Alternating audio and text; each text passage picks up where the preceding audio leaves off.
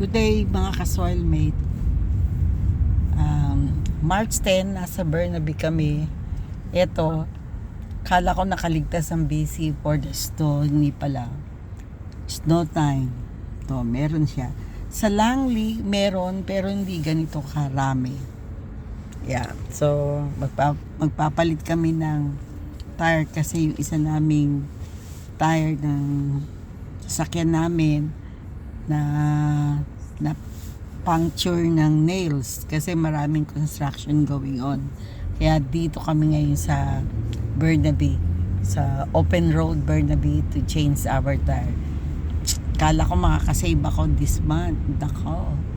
Meron pa naman kaming balak bilhin. Pero magbabayad kami ngayon. Kasi beyond repair ang aming tire.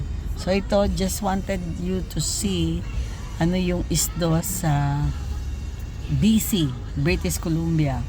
Kasi sa Calgary medyo makapal, sa Ontario makapal, yun ang mga ibang provinces. Pero kami, late ang aming isdo, hindi kami ni-spare for year 2026. Kaya, ito kami. Yan, ito ang lugar, may construction going on, may mga tao, pero slow down ang traffic dahil di nga kami mga sanay sa snow dito. At saka iniisip namin walang snow for this year, pero no, meron kahit March.